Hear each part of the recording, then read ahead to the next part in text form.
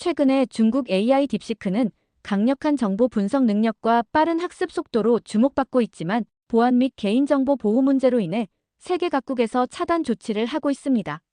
핫 이슈로 떠오르고 있는 중국 AI에 대하여 미국 최고의 명문 대학교에서 관련 세미나를 열었다고 합니다. 초빙된 실리콘밸리 출신의 유명 학자는 한국에 대한 어처구니 없는 발언을 쏟아냈다고 하는데요. 한국의 경제는 일본과 중국 덕분에 가능했던 착각일 뿐이며 중국 마음대로 쥐락펴락한다고 합니다. 교수의 말에 강의실은 조용히 수긍하는 분위기로 흘러갔고 학생들은 당연하다는 듯 고개를 끄덕였습니다. 도대체 이곳에 무슨 일이 있었던 걸까요? 저는 미국 명문 대학에서 컴퓨터공학과 양자학을 복수 전공하고 있는 학생입니다. 인공지능과 양자 컴퓨팅에 관심이 많아서 최신 기술 트렌드를 계속해서 공부하고 있죠. 그런데 솔직히 말씀드리자면 저는 한국이 반도체나 가전제품 같은 일부 산업에서는 강할지 몰라도 기술적으로는 여전히 중국보다 한참 뒤처져 있다고 생각하고 있었습니다.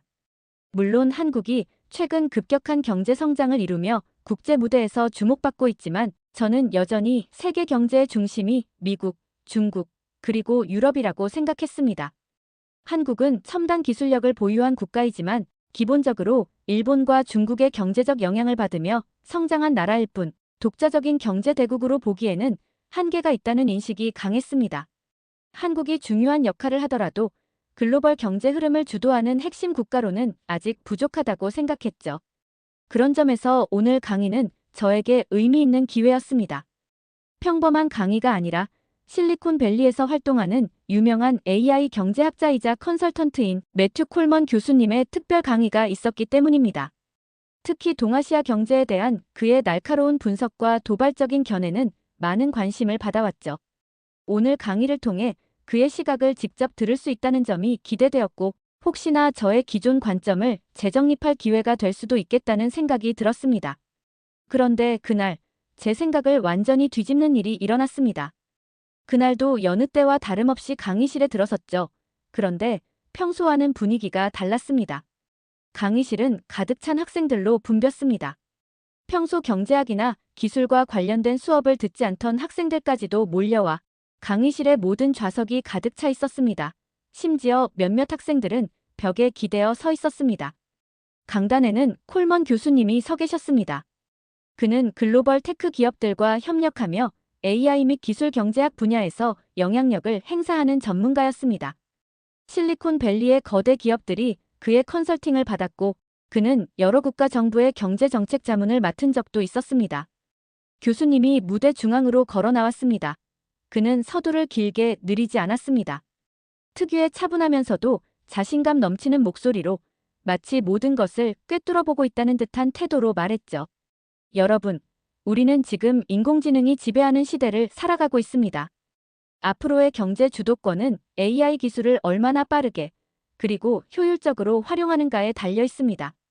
그리고 아시아를 이야기할 때 반드시 주목해야 할 세 개의 나라가 있습니다. 바로 중국, 일본, 그리고 교수님은 잠시 말을 멈추며 마치 학생들에게 스스로 답을 생각해보라고 유도하는 듯 했습니다. 몇 초간의 침묵 후 덤덤한 표정으로 말을 이어갔어요. 한국입니다. 강의실이 순간 조용해졌어요. 몇몇 학생들은 눈을 가늘게 뜨며 교수님의 입을 주목했습니다. 한국은 아시아 경제에서 주목할 만한 성장세를 보이고 있습니다. 그러나 여러분, 중요한 것은 한국의 기술이 정말 독자적인 것인가 하는 점입니다. 그는 강의실을 천천히 둘러보았습니다. 학생들은 교수님의 말에 집중하며 노트북을 두드리기 시작했습니다. 만약 여러분이 한국이 독자적인 기술 강국이라고 생각하고 계신다면 그것은 큰 착각입니다. 강의실이 술렁였어요. 몇몇 학생들은 서로를 바라보며 고개를 끄덕였습니다. 한국의 경제와 기술 성장은 일본과 중국 덕분에 가능했습니다. 그 자체로는 세계적인 수준이라고 보기 어렵습니다. 그 순간 강의실은 완벽한 정적에 휩싸였습니다. 마치 모든 학생들이 교수님의 말을 당연한 사실처럼 받아들이는 분위기였습니다. 학생들 사이에서 작은 웃음소리가 들려왔습니다. 제 옆자리에 앉아있던 중국계 미국인 학생, 에릭 장이 작게 웃음을 터뜨렸습니다. 그는 마치 당연한 이야기 아니냐는 듯한 표정이었습니다. 에릭은 팔짱을 끼고 미소를 지으며 교수님의 말을 듣고 있었고 마치 봐라. 결국 한국은 우리보다 한참 아래의 나라일 뿐이야 라고 말하는 듯한 표정이었습니다. 저 역시 교수님의 말에 반박할 생각이 들지 않았습니다. 그렇군. 결국 한국의 성장은 일본과 중국 덕분이었어. 이렇게 생각하며 자연스럽게 고개를 끄덕였습니다. 에릭은 교수님의 말에 완전히 동조하는 모습이었습니다. 그는 팔짱을 낀 채 여유로운 표정을 짓고 있었습니다. 그리고 교수님이 말을 마치자마자 손을 들었습니다. 저도 같은 생각입니다. 사실 한국이 과거부터 지금까지 독자적으로 무언가를 이뤄낸 적이 있나요? 강의실이 조용해졌고 에릭은 여유로운 미소를 띠며 말을 이어갔습니다. 한국의 반도체 산업이 발전했다고 하지만 사실상 일본 기술을 모방한 것에 불과합니다. 원천 기술은 일본에서 나왔고 한국은 그걸 따라했을 뿐이죠. AI와 반도체뿐만이 아닙니다. 한국이 자랑하는 한류도 마찬가지입니다. 한국 드라마와 K-팝이 세계적으로 인기가 많다고 하지만 사실 그것도 중국 문화의 영향을 받은 거 아닙니까? 그는 짧게 웃으며 덧붙였습니다. 고대로부터 한국은 중국의 문화를 따라 배웠고 현대에 와서도 마찬가지입니다. 전통 건축과 음식, 심지어 명절 문화까지도 중국에서 유래된 것들이 많습니다. 그러니 지금 한국이 만든 것들이 독창적이라고 보기엔 어렵죠. 한국은 일본을 통해 산업화를 이루었고 반도체 같은 핵심 기술은 일본이 없었다면 개발할 수 없었을 겁니다. 지금도 반도체 생산을 위해 일본의 첨단 소재를 수입하고 있고요. 한국의 성공은 결국 일본이 도와준 덕분이 아닐까요? 강의실 곳곳에서 웃음과 함께 동의하는 듯한 소리가 들려왔습니다. 그리고 많은 학생들이 자연스럽게 수긍하는 분위기로 흘러갔습니다. 교수님은 에릭의 말을 듣고 만족스럽다는 듯한 표정을 지으며 고개를 끄덕였어요. 좋은 지적입니다. 바로 그 점이 핵심이죠. PPT 화면을 넘기며 말을 이었습니다. 여기 보시는 것처럼 한국의 주요 기술들은 대부분 일본과 중국에서 도입되었고 원자재 공급 역시 중국에 의존하고 있습니다. 한국이 기술 대국처럼 보일 수 있지만 사실상 일본과 중국의 경제 구조에서 벗어나지 못하는 나라입니다. 그러면서 한국 경제의 근본적인 구조는 일본과 중국의 지원 없이는 유지될 수 없다며 자료를 가르쳤어요. 강의실의 분위기는 정적에 휩싸였어요. 대부분의 학생들은 교수님의 말을 받아들이는 분위기였죠. 저 역시도 한국의 성장은 일본과 중국 덕분이라는 생각에 동조할 즈음이었어요. 그러나 그때 강의실 한쪽에서 조용한 목소리가 들려왔습니다. 교수님, 한국이 단순히 일본과 중국 덕에 성장했다는 건 사실과 다릅니다. 순간 모든 학생들의 시선이 한 곳으로 쏠렸습니다. 그곳에는 한국 유학생 한서윤이 단호한 표정으로 앉아 있었습니다. 한국의 반도체 산업이 일본 기술을 모방해서 발전했다는 주장은 1980년대에는 부분적으로 맞을 수도 있습니다. 하지만 지금은 전혀 다릅니다. 현재 세계 반도체 시장에서 한국은 메모리 반도체 분야에서 독보적인 1위 기업입니다. 그러면서 그녀는 에릭에게 그가 말한 내용에 반박하고 싶다며 PPT 화면을 가리키며 말했습니다. 일본이 반도체 기술을 먼저 가졌던 것은 맞아. 하지만 지금 일본 반도체 기업들의 상황을 알고 있니? 일본은 1990년대까지 메모리 반도체 시장에서 강세를 보였지만 지금은 어때? 삼성과 SK 하이닉스가 세계 메모리 반도체 시장의 70% 이상을 차지하고 있어. 오히려 일본이 한국의 반도체 기술을 따라오지 못하고 있는 상황이야. 순간 강의실이 조용해졌어요. 모두 서윤의 발언에 집중하고 있었습니다. 그리고 조선업 말인데 중국이 배를 많이 만든다고 해서 한국과 같은 기술력을 가졌다고 할 수 있을까? 중국은 저가형 벌크선이나 단순한 컨테이너선을 대량으로 생산하지만 한국은 다르잖아. LNG 운반선, 초대형 컨테이너선, 심지어 항공모함까지도 건조할 수 있어. 그래서 세계 조선업 시장에서 가장 비싼 선박을 만드는 곳이 어디야? 바로 한국이야.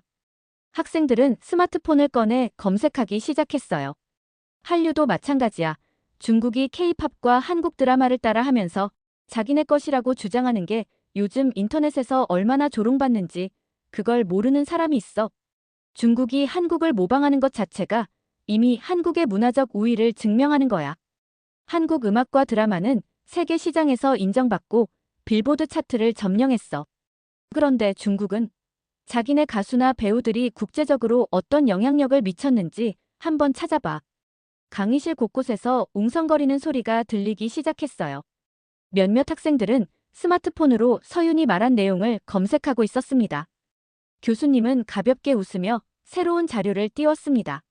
좋습니다. 하지만 한 가지 놓친 부분이 있습니다. 한국이 중국의 원자재에 의존하고 있다는 점이죠. PPT 화면에는 한국 반도체 및 배터리 산업의 주요 원자재 수입처가 표시되어 있었습니다. 보시는 것처럼 한국의 주요 반도체 원자재는 중국에서 수입되고 있습니다. 만약 중국이 원자재 공급을 중단한다면 한국 반도체 산업은 유지될 수 없을 것입니다. 이것이 한국 경제의 구조적 한계입니다. 저는 교수님의 말을 듣고 역시 한국의 성장은 중국 덕분이었어라고 생각했습니다. 하지만 한서윤은 원자재 문제는 한국만의 문제가 아니라며 다시 반박했습니다. 미국도 마찬가지로 중국의 원자재에 의존하고 있는데 왜 한국에만 국한해서 논쟁을 하는 건지 말이죠. 강의실이 다시 술렁였습니다. 서윤은 잠시 숨을 고르며 이어갔어요. 한국은 이에 대한 해결책도 준비하고 있습니다. 호주와 협력하여 히토류 가공 공장을 설립한 것이 대표적인 사례죠. 2025년 가동을 목표로 하고 있으며 미국, 유럽, 동남아시아와의 협력을 강화해 원자재 수입처를 다변화하고 있다고 했어요. 중요한 것은 2024년에 미국 반도체 업계와 공급망 협력을 위한 양해각서를 체결했고 같은 달에 한국, 미국, 일본의 산업장관이 첫 회의를 열어 반도체 및 배터리 원자재의 안정적인 공급을 위한 협력을 추진하기로 했다는 근거를 말했습니다. 강의실 분위기는 급격히 조용해졌습니다. 교수님의 얼굴 또한 굳어졌죠. 그제야 저는 한국이 일본과 중국 덕분에 성장한 국가라는 생각이 완전히 잘못되었다는 것을 알게 되었어요. 그 순간 한 학생이 손을 들었습니다. 교수님, 교수님께서 제시하신 자료에 이상한 점이 있습니다. 교수님께서는 순간적으로 당황한 듯 했지만 곧 여느 때처럼 자신감 넘치는 미소를 지으며 말씀하셨죠. 좋습니다. 어떤 점이 이상하다는 건가요? 학생은 자리에서 일어났어요. 자신은 AI 연구에 관심이 많아 중국의 AI 기술 동향을 분석하고 있다고 했죠. 저는 최근 중국 AI 산업에 대한 연구를 진행하고 있습니다. 그래서 중국 정부 산하연구소에서 발표한 보고서를 여러 개 읽었는데 교수님께서 방금 보여주신 자료 속 일부 지표가 제가 분석 중이던 중국 연구소의 보고서와 거의 동일합니다. 강의실이 웅성거리기 시작했습니다. 학생들은 스마트폰을 꺼내 교수님의 자료를 다시 확인하기 시작했습니다. 교수님께서는 여전히 여유로운 태도를 유지하며 말씀하셨습니다. 밀러, 좋은 지적이에요. 하지만 경제 데이터는 어느 나라에서든 비슷하게 수집됩니다. 그러니 몇 가지 지표가 일치한다고 해서 그것이 문제라고 볼 수는 없겠죠? 밀러는 고개를 저으며 다시 말을 이어갔습니다. 그렇다면 교수님께서는 사용하신 자료의 출처를 정확히 밝혀주실 수 있을까요? 교수님께서는 잠시 침묵하셨지만 곧 태연한 표정으로 답하셨습니다. 제 자료는 국제적인 연구기관과 신뢰할 수 있는 경제 보고서를 기반으로 합니다. 중국 연구소에서 발표한 데이터를 참고하긴 했지만 어디까지나 객관적인 연구를 위해서죠. 특정 국가의 입장을 대변하기 위해 사용한 것이 아닙니다. 이 말에 강의실 분위기는 잠시 가라앉았습니다. 하지만 학생들의 의심은 완전히 사라지지 않았습니다. 그때 한서윤이 다시 손을 들며 의심스러운 점이 있다며 질문을 시작했습니다. 인터넷에서 교수님께서 컨설팅하셨던 기업들 중 일부가 중국 자본의 지원을 받은 사실을 보여주며 이 사실을 사전에 알고 있는지 질문을 했어요. 교수님의 표정이 살짝 굳어져 있었고 당황한 듯 도대체 어디서 나온 정보냐며 반문을 했습니다. 서윤은 공개된 투자 보고서이며 경제 뉴스에 몇 번 기재된 바가 있다고 했어요. 그리고 교수님께서 컨설팅하신 몇몇 AI 기업이 중국 정부의 기술 개발 자금 지원을 받은 업체 리스트에 포함되어 있다고 했습니다. 학생들은 놀란 듯 웅성거렸습니다. 교수님께서는 한순간 흔들리는 듯 했지만 곧 태연한 표정으로 변명을 이어가셨습니다. 밀러와 서윤, 여러분이 지적하는 사항이 흥미롭군요. 하지만 글로벌 경제에서 특정 국가의 자본이 어디에 들어갔는지 일일이 추적하는 것은 쉽지 않습니다.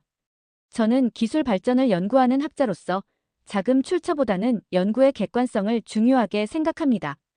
밀러가 교수님의 언급에 대하여 잠시 생각에 빠졌습니다. 그렇다면 교수님께서는 왜 한국이 일본과 중국의 지원 없이는 성장할 수 없다고 단정 지으시는 건가요? 한국이 반도체, 배터리, 조선업에서 독보적인 기술력을 가지고 있다는 사실은 다양한 국제 연구기관에서도 인정하는 부분인데요. 교수님께서는 깊은 한숨을 내쉬며 다시 말씀하셨습니다. 물론 한국이 기술적으로 발전한 것은 부정하지 않습니다. 하지만 그 기술이 완전히 독자적인 것이라고 보긴 어렵습니다. 한국은 여전히 중국의 원자재 공급에 의존하고 있으며 일본의 핵심 부품을 수입하고 있습니다. 글로벌 시장에서 독립적인 국가란 존재하지 않아요. 그때 한 학생이 스마트폰을 보며 말했습니다. 교수님, 그런데 최근 뉴스 보셨나요? 미국과 유럽연합, 일본, 호주 등이 중국 AI의 보안 문제를 이유로 차단 조치를 하고 있습니다. 중국 AI가 개인정보를 수집하고 있다는 우려 때문인데 교수님께서는 왜 이런 내용을 언급하지 않으셨나요? 콜먼 교수는 당황한 기색을 감추지 못하셨고 질문에 대한 답을 회피하기 시작했어요. 그건 AI의 윤리적 문제와 경제 구조를 혼동하면 안 돼요. 중국 AI의 보안 문제는 전혀 다른 논점이죠. 한서윤이 다시 반박했습니다. 전혀 다른 논점이 아닙니다. 기술력과 신뢰성은 연결되어 있습니다. 한국이 반도체와 배터리 기술에서 중국보다 신뢰를 받는 이유가 뭘까요? 기술의 독자성과 안정성 때문입니다. 그런데 교수님께서는 한국이 일본과 중국의 영향을 벗어나지 못했다고 주장하시면서 왜 중국의 기술력 문제는 언급하지 않으셨죠? 강의실 분위기가 점점 바뀌었습니다.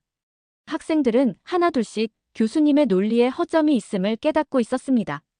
결국 교수님께서 주장하신 한국의 경제 구조가 일본과 중국에 의존하고 있다는 논리가 중국 연구소에서 발표한 논문과 거의 동일하다는 점이 문제라는 겁니다.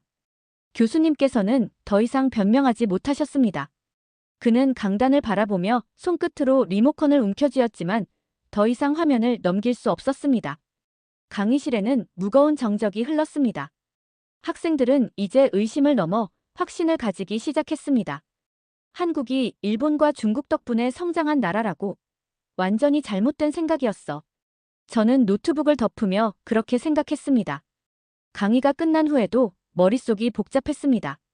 한서윤과 밀러의 반박을 들으며 처음에는 단순한 논쟁이라고 생각했지만 교수님의 태도와 자료의 출처가 점점 의심스러웠습니다. 정말 교수님의 연구는 객관적인 걸까? 그날 밤 저는 교수님이 강의에서 사용한 자료들을 하나씩 분석하기 시작했습니다. 먼저 교수님께서 강의에서 인용하신 보고서들을 하나씩 찾아보았습니다. 예상대로 일부는 공개된 국제연구기관의 자료였습니다. 하지만 몇몇 자료는 이상했습니다. 중국 AI 산업과 경제 데이터를 연구하면서 참고했던 보고서들이 떠올랐고 교수님께서 강의에서 사용하신 자료와 비교해 보았습니다. 이건 거의 똑같잖아. 그래프의 형태, 수치, 특정 문장 표현까지도 놀라울 정도로 일치했습니다. 교수님이 사용하신 보고서는 중국 정부 산하연구소에서 발표한 보고서를 그대로 인용한 거예요. 더 깊이 조사해보니 과거 논문 중 일부도 중국 기업에서 발표한 보고서와 유사한 내용이 많았어요. 그중 하나의 기업이 특히 눈에 띄었습니다. 이 기업은 몇 년 전 성과를 부풀려 투자자들을 속인 사건으로 큰 논란을 일으켰던 곳이었죠. 당시 이 기업은 AI 기술력을 과장하여 세계적으로 주목을 받았지만 실제로는 핵심 기술이 부족하다는 것이 밝혀져 투자자들에게 큰 손실을 안겼습니다. 그런데 교수님께서 이런 기업의 데이터를 참고하셨다고. 또한 교수님의 연구 이력을 살펴보니 중국 연구소와 공동 집필한 논문들이 여러 개 있었어요.